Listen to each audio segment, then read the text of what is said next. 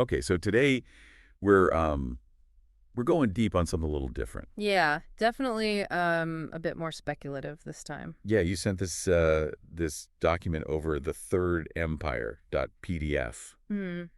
And it's fascinating. It lays out this potential future for Russia. Yeah, it's like a possible future political and social order for Russia. Yeah, like a whole system. A whole system, yeah. Um and it seems like it's written from like an analytical point of view. Yeah, it's presented as like an analysis. Right. So our goal today is really to try to pull out the core The ideas main tenets, yeah. of this Third Empire. What they think this future Russia would look like. Right. And also, what are the most surprising parts of this? Hear what's going to make our listeners go, "Whoa, I didn't expect that." Yeah, exactly. The really thought-provoking stuff. And keep in mind, our listeners, they like to get to the point. Yeah, they want to learn quickly, but they also want the depth. Yeah, they want the substance. They don't want us to just skim the surface. No, no, they want the aha moments. The aha moments, exactly. So let's dive in and see what this potential future holds. All right, let's do it. One of the things that struck me right away is how this document ties its vision to Russia's history. Oh, absolutely. It starts right off by looking at how they name their rulers. Yeah, like a naming convention. Yeah, and they point out this difference between like the rulers of Kiev and the later Russian rulers. Like all the Vladimirs. Yeah, tons of Vladimirs, right. And then you contrast that with the Muscovite period. The Muscovite period, which, if I remember correctly, comes about during the time of the Golden Horde. Exactly. They're under the Mongol Turkic influence. The Mongol yoke. Mongol yoke, yeah. And they talk about figures like Vasily V the Builder. Vasily V, yeah, he and other rulers, they consciously tried to connect themselves back to the Grand Dukes of Moscow. To legitimize their rule. To legitimize their rule. Yeah, it's like they're drawing on that lineage. Okay, so let's talk a bit more about this Golden Horde connection, because I think it's really important. Yeah, it's key to understanding this whole Third Empire idea. So Muscovite Russia emerges during this time period under the Horde's rule, and then you have Dmitry Donskoy in the late 1300s. Yeah, Dmitry Donskoy, he's a key figure. He weakens some of his rivals and even wins a pretty big battle against the Mongol army. The Battle of Kulikovo. Right. But then he does something interesting. He pledges allegiance to Toktamish. To Toktamish, one of the leaders of the Golden Horde. Yeah, and secures the Horde's support against other Russian principalities. It seems almost contradictory, right? He fights them, then he joins them. It does, but it also seems really strategic, like a real politic move. Oh, absolutely. He's playing the game of To power. consolidate his own power. Exactly. So what does this tell us about the underlying principles that this future Third Empire might be drawing on? Well, I think what's fascinating is how this pragmatic approach, this willingness to make deals even with your enemies, it echoes later in the document when they describe the Third Empire's foreign policy. Oh, interesting. So they're looking back at this period as a precedent. Yeah, it's like this early period of navigating the complexities of power under the Horde. It lays the groundwork for this kind of self-interested maneuvering on the world stage. And then, of course, you have Ivan III the Great. Ivan the Great, yeah, he's the one who finally breaks free from the Horde. Ends the Mongol yoke. And it's under his reign that this really crucial idea, the Third Rome, takes root. The Third Rome. So this is after the fall of Constantinople, right? Exactly. The Byzantine Empire falls, and Moscow starts to see itself as the inheritor of that legacy. The protector of Orthodox Christianity. Yeah, and the document even mentions how this idea is visually represented on the Russian Empire's coat of arms. So they're not just talking about abstract ideas; they're talking about symbols too. Exactly, symbols matter, and they're trying to show that this Third Empire, it's not something completely out of the blue. It's part of a longer story. Yeah, a continuation, an almost inevitable next step in this historical and ideological progression. Okay, so then the document jumps forward centuries and talks about this restoration period. From 2000 to 2012. Led by someone called Vladimir II the Restorer. Vladimir the Restorer. Which they frame as a transition between the Second Empire and this Third Empire. Right, so there's this implicit idea that there was a Second Empire that maybe didn't go so well. And that this restoration period is setting the stage. Setting of the stage, yeah. But what's interesting is they say that at the time, Vladimir II's rule was seen as kind of uneventful. Yeah, like not much was happening. But they also say that that's not really true, that there were these subtle but really important changes happening. It's like below the surface, things were shifting. Yeah, in the national mindset and how people felt about Russia. It's fascinating, right? This idea that you can have these really profound changes that aren't immediately obvious. So what kind of changes are we talking about here, and why this perception of inaction? Well, the document suggests this really interesting psychological shift. Okay. It talks about Russia moving away from a period of self-doubt, almost like a national inferiority complex, Oh, wow. and towards this renewed sense of self-respect, even a kind of simmering resentment towards outside influence. Okay, so they're feeling like they've been pushed around too much? Yeah, like they've been taking orders for too long, and they're starting to say, wait a minute, we're Russia. We have our own way of doing things. And Vladimir II, he's aware of this. Oh, yeah, he's portrayed as very deliberate, very cautious. Like he's playing a long game. Exactly. He understands that after this period of decline, which again is kind of implied but not explicitly stated, Right. that Russia needs a more gradual change. Like ripping off a Band-Aid is not the way to go. No, you gotta ease into it. And what's really interesting is they show Vladimir II himself wrestling with this question of what direction Russia should take. Oh yeah, like should they try to become more like Europe, integrate with the West? Or should they go their own way, embrace their imperial past? Empire versus European integration, this fundamental dilemma. And they argue that this internal debate within Vladimir II, it's mirroring a similar uncertainty among the Russian people. Like the leader and the nation are going through this identity crisis together. So the perceived inaction maybe it was intentional? A deliberate strategy to let this shift in national mood to solidify before making any drastic moves. Okay, so he's letting the pot simmer. Exactly, letting the flavors meld. And then things start to heat up around 2008. Yeah, things get more explicit. Russia withdraws from some key European organizations. Like the Council of Europe, the Parliamentary Assembly of the Council of Europe, PACE. The OSCE. Yeah, they're pulling back from these institutions that they've been a part of. And Vladimir II's rhetoric at the time is described as very direct, even challenging towards the West. Yeah, he's not mincing words anymore. And they really emphasize this idea of Russia being self-reliant. Not needing the West, not needing anyone. So this feels like a real turning point in their ideology and their foreign policy. Absolutely. It's a conscious rejection of this idea that Russia should aspire to be part of political Europe. Even though geographically and historically they're connected. Yeah, they're right there, but they're saying, no, we're different. We're a separate civilization. An ancient civilization with its own path. And with all the resources they need to go it alone. And they point to some symbolic actions as well. Yeah, like the calendar reform. Where they switch back to the Julian calendar. The one used by the Orthodox Church. So they're deliberately distancing themselves from Western norms and traditions. It's a symbolic break. It's interesting how these seemingly small symbolic things can be so loaded with meaning.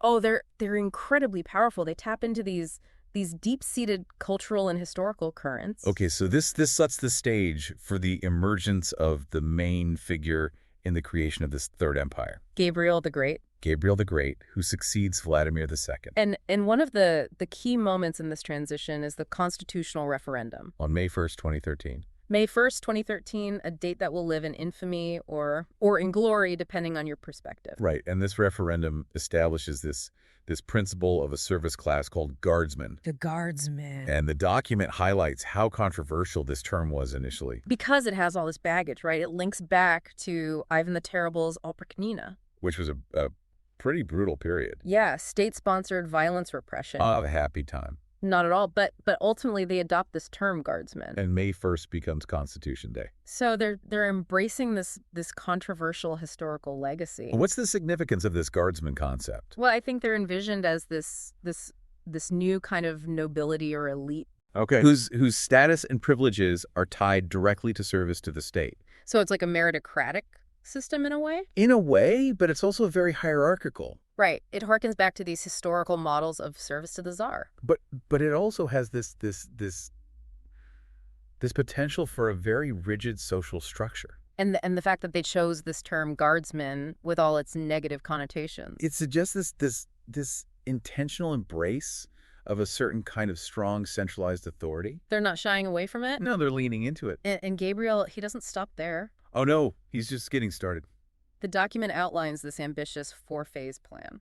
Reform, crush enemies, establish a new world order, and get this, build a semblance of the kingdom of God on earth. Wow, that last one is a pretty big statement. It is. It's a huge statement. What does the document say about this ultimate aim? Well, it doesn't get into like the theological details, Right. but the fact that they include it at all, it speaks to this overarching ideological ambition of the Third Empire. They're not just aiming for political or economic power. No, it's something more than that. It's like a civilizational mission, a quasi-religious undertaking. And it raises all sorts of questions about how they would actually try to achieve this. Right, like what does it mean in practice to build a semblance of the kingdom of God on earth? And what does that mean for individual belief? Yeah, what's the relationship between the state and the church and the individual's faith? So many questions. So many questions. Okay, so the first phase of the plan is reform. And they start with a pretty radical change to the economy. Yeah, they move towards near complete autarky. Autarky meaning self-sufficiency. Right. They abolish internal and external currency convertibility, So basically they're cutting themselves off from the global economy. which is a huge departure from how things work today. It's a complete 180 from this interconnected globalized system that we're used to. What are some of the potential implications of a move like that? Well, on the one hand, an economy based on self-sufficiency, it would prioritize domestic production. Making everything they need themselves. Yeah, and achieving technological independence. So they wouldn't be reliant on other countries for technology. Exactly, and that could offer them some protection from global economic shocks. Like, if there's a recession somewhere else, it wouldn't hit them as hard. Right, and it would also make them less vulnerable to external pressure. Like sanctions or trade wars. Yeah, they'd be more insulated. But on the other hand, On the other hand, it could lead to slower technological advancement. because they wouldn't be exposed to the same level of competition. Exactly. Without that international competition, they might not innovate as quickly, And they would have limited access to global markets. which could hurt their economy in the long run.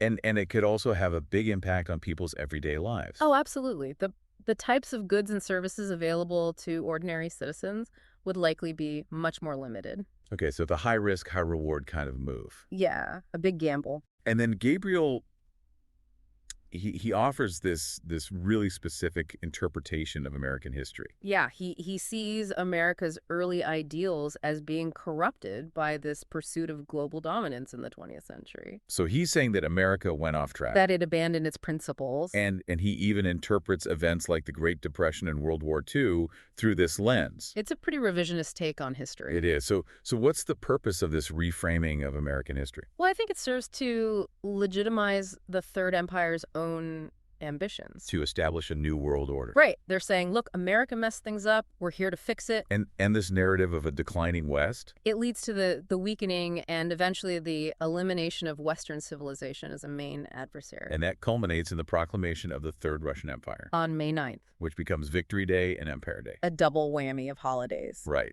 And the document mentions changes to the coat of arms and the flag. Use symbols for a new era. And the anticipated election of Gabriel as the first emperor. So they're solidifying this new imperial era. It's really interesting how they're reclaiming Victory Day, which is already a day associated with national pride. Yeah, and they're layering on this new imperial meaning. It's like they're saying, we're not just celebrating a victory, we're celebrating the birth of an empire. Exactly. And the changes to the national symbols, they further underscore this break with the past. This establishment of a new, distinct identity. It's a symbolic rebirth. And then we get a glimpse of this new empire's foreign policy through Foreign Minister Aliyev's statement. Oh, yeah, his statement about the Baltic states. It's very strong, very assertive. Put it mildly. What does this tell us about their approach to their neighbors? Well, it suggests a potentially very uncompromising stance. Like they're not going to back down. No, they're willing to assert their power and redraw the map if they need to. And then you have this unexpected development. The emergence of the Islamic Caliphate and the Indian Confederation. Around 2017, 2019. Yeah, these other major power blocks just kind of pop up. And the document really highlights these seemingly providential events during the 12-day war. This war that just lasts 12 days. And they tie it to this prophecy by Mullah Omar, who declares himself the Mahdi, about a ruler from the north with snow white hair. Which is interesting because at this point, Gabriel has brown hair. Yeah. It creates this initial confusion. Like, wait, who are they talking about? But then something happened, Simpletons. and this detail adds this really intriguing layer to this whole idea of a divinely sanctioned rise to power. It's like fate is intervening. It's like something out of a myth or a legend. Yeah, it's giving me goosebumps just thinking about it. So what do we make of this unexpected development, this prophecy? Well, I think it introduces this mystical dimension to the narrative. Like there are forces at play beyond human comprehension. Yeah, and the fact that this prophecy seemingly comes true, even though there's this initial discrepancy, it could be seen as a divine validation of the Third Empire. Like God is on their side. Exactly, and the emergence of these other power blocks, it suggests that the world is moving towards a multipolar order. Not just one superpower, but several. Yeah, a more balanced distribution of power. Yeah, okay, so let's dive into the specifics of this Third Empire. Let's get into the nuts and bolts. So geographically, they describe it as this vast sector with its peak at the North Pole. Yeah, like a slice of the pie with Russia at the pointy end. It encompasses multiple oceans, and they even have overseas territories. Yeah, they've got their hands in a lot of different places. And while they acknowledge the ethnic diversity of this empire, They really stress the dominance of Russians and allied peoples. like Serbs, Kazakhs, Tatars. in key sectors of society. And then there's this really interesting concept of twinning.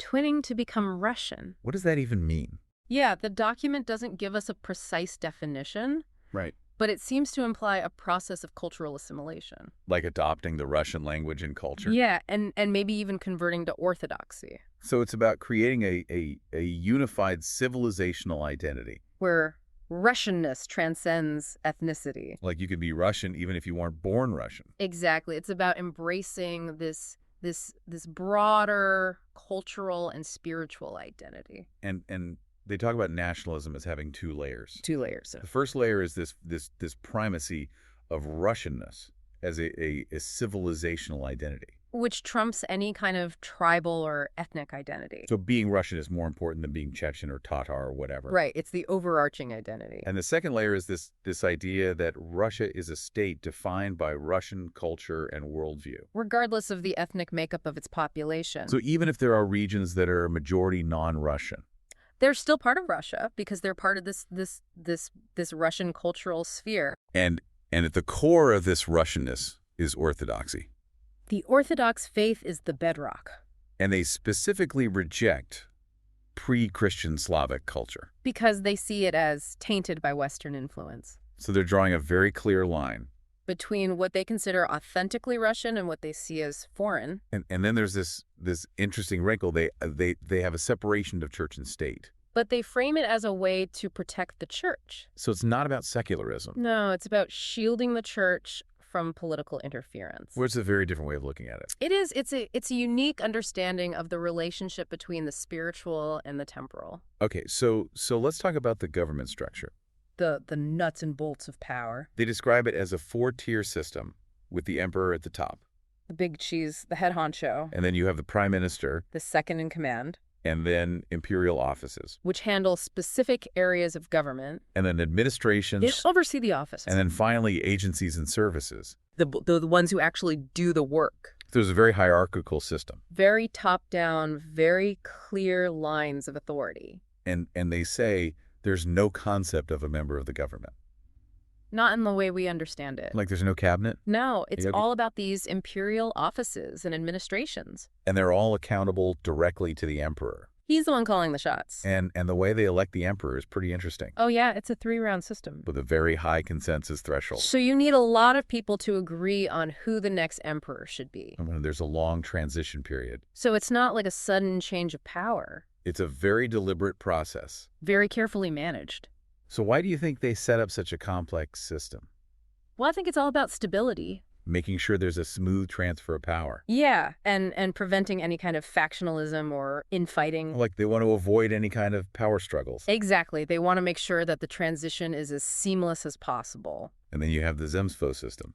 which is their version of a representative body. But it's very different from what we're used to, Oh yeah, it's a bicameral Duma. with a House of Commons and district and national chambers. So it's got that 2-tiered structure. But here's the kicker.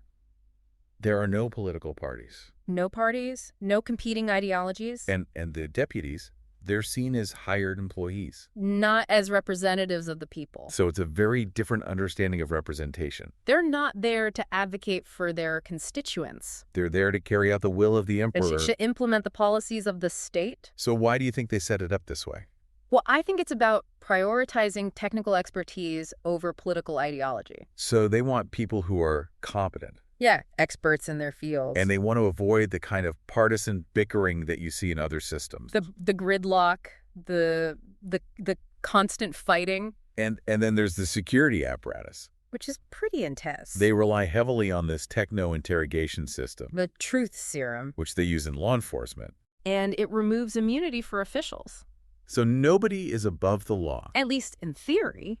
But it raises some serious questions about individual rights. Right, like what about the right to remain silent? What about the presumption of innocence? It's a very different legal system. And their military doctrine is also pretty unique. They emphasize defensive war, But they're not afraid to use nukes. unilaterally if necessary, And they have these magnetodynamic explosion generators. which the document doesn't really explain. But they sound pretty scary. Yeah, like some kind of super weapon. So what does this tell us about their security philosophy? Well, I think it shows that they're willing to do whatever it takes to defend themselves.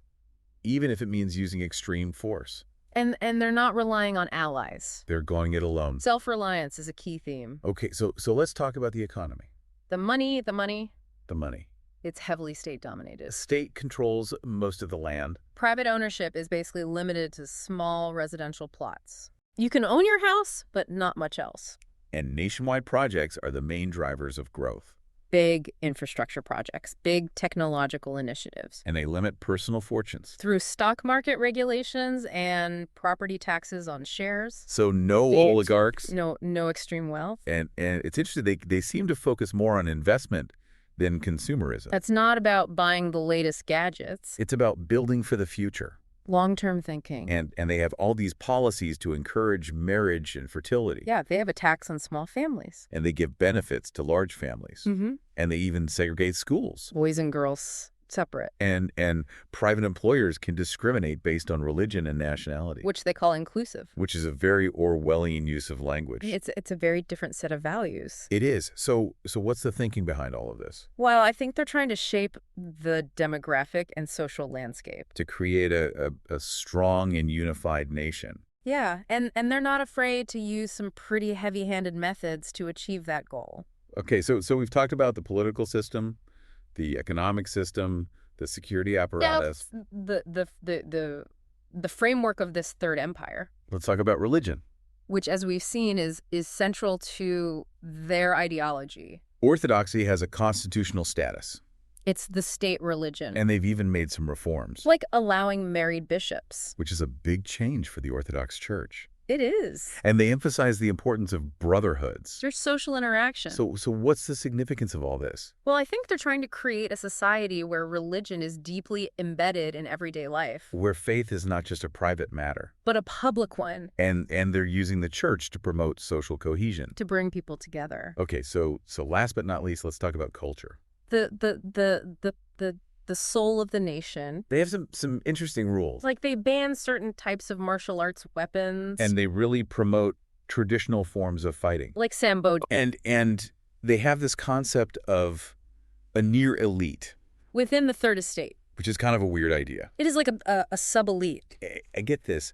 The way people perceive time differs across the estates. Like the elites think about the future, the commoners think about the present, and the peasants think about the past. It's a very strange concept. It is. And they have a controlled internet Brunette. with excise taxes. So it's not free. And they emphasize direct VR contact between the authorities and the citizens, Like virtual town hall meetings. instead of traditional representation. So they're using technology to bypass traditional forms of government, And they really encourage public discussions on historical topics. but they heavily regulate the press. And television broadcasting is tightly controlled. No real-time schedules, lots of delays, And they have a lot of censorship. especially when it comes to criticizing the state And they've even re-engineered sports. to make them more Russian. So it seems like they're trying to create a very controlled cultural environment. Very controlled, very curated, where everything serves the state. and reinforces their ideology. It's a very different world from the one we live in. It's a world where individual expression is subordinated to the needs of the collective. And where tradition and technology are blended in this really unique way. It's both fascinating and a little bit frightening. It is. Okay, so let's talk about their ideas about justice and governance. The underlying principles of the system They have this principle of ruthlessness. towards both citizens and state functionaries. So nobody gets a free pass. No, But they also claim that there's no arbitrariness, because they have systems like techno-interrogation, the truth serum. So they're saying that justice is swift and impartial, but also very impersonal. and their understanding of democracy is very different from ours. They say it's about what citizens value. Not about some abstract academic definition. So they're not really interested in things like free and fair elections. No, it's more about meeting the needs of the people. As defined by the state, Of course. and they completely reject the separation of powers. They believe in a unified state power. So no checks and balances. Well, All power flows from the emperor. And they define freedom in a very specific way. It's the freedom to choose your estate, And the freedom to be left alone. as long as you don't interfere with society. So it's Yeah. a very limited kind of freedom. Very conditional. And they have this very hierarchical view of society. Some people are more equal than others, But they claim that everyone's opinion is treated equally in national discussions. which seems a little contradictory. Because, But I think it's about maintaining this facade of unity, like, everyone has a voice. even if some voices are louder than others. Okay, so the last section of the document is called Future Outlook. Where they gaze into their crystal ball. And the author predicts that this third empire is going to move towards a goal-setting state. Where the state sets the goals and everyone works towards them. And they predict that they're going to crack down on the oligarchs. Redistribute the wealth. And they predict a strong alliance between Russia and Germany. A new axis of power. And they think that Europe is going to fall under Russian influence. After America weakens. So it's a pretty bold vision of the future. It is. It's a